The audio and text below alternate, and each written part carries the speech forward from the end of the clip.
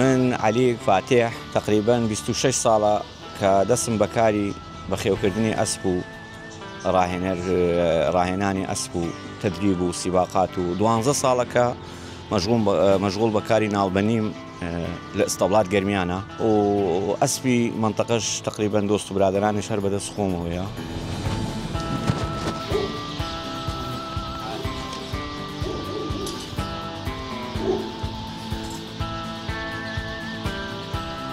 بەینتر هەتا دەیشە و لەناو ئەم حیوانانم لەناو ئەم ئەسپانە.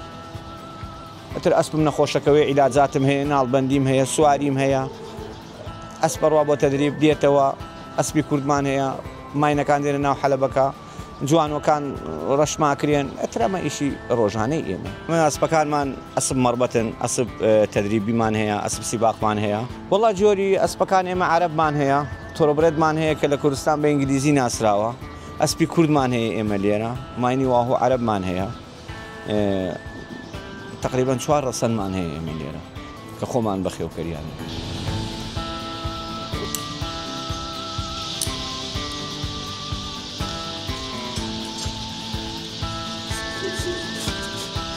هەموو ئەسپێک 45 ڕۆژ بۆ 2 مانگ قەیاری درێژە بێ، یعنی ئەم نوخانانە درێژە بێ، ئەبێ پاک بکرێتەوە، قەیار بکرێ و ناڵبەندی بۆ بکرێتەوە. ئەگەر ناڵبەندی بۆ مەسپانە نەکرێ، 3 جومگە لە دەستی ئەسپا هەیە بێجگە لە ئەژنۆ، زەقت دێتە سەر ئەم دەسوپایە، تووشی ئیلتیابی جومگەکانە بێ، لەوانەیە سەرەتا شەدیدی نەبێ، بەس بە مروری زەمان بە وەختێکی درێژخایەن ئەوە ئەسپە دەسەکاتە شەدید.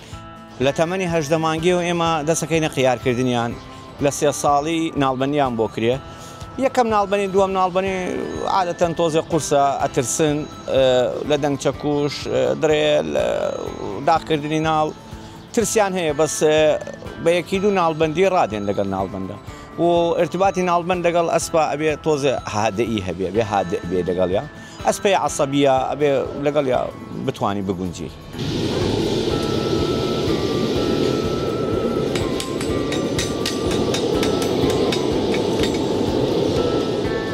والله یادەوەریەکان ناڵبەندی عادەتەن ناڵبەند پشتی عەزیەتی پێگا زۆری، ئینجا من قاچێکشم پلاتینە ببوونی هەرێمیشەوە.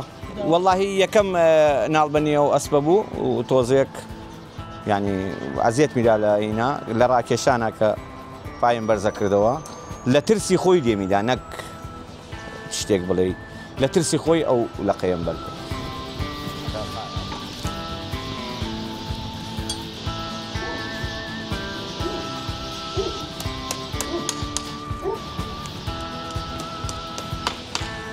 والله فەحلەکان کە پێیانەوە ترسی لەمی هەمانە لە 2 دەفتەرەوە دەست پێکاتە 6 دەفتەریش هەمانە، ینی سەریانەگاتە 3 دەفتەر 4 دەفتەر. جوانومان هەیە مەسەلەن ئەینەن بەچکەی ئۆسپانیا ڕەسەن هەمانەگاتە دەفتەرێ دەفتەرنی و 2 دەفتەر. زەحمەت نییە، بەخێوکردنی ئەسپ ئەبێ ینی خۆشەویستیەکت هەبێ بۆی. ئەسپ عادەتەن کە ئیشی لەگەڵەکەی خۆی خۆشەویستە کالات. ئێستا ئێمەمانە ناتوانین بێ ئەسپ ئیدارەکەین، بێ ئەسپ ئیدارەکردن زۆر زەحمەتە، هەر ئیشێ بکەین نەگەڕێنەوە سەرێمیشە.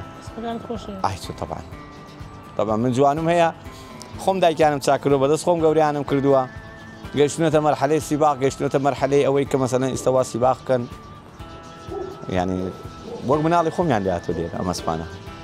من 12 ساڵە خەریکم لە ئەستەبڵەیە.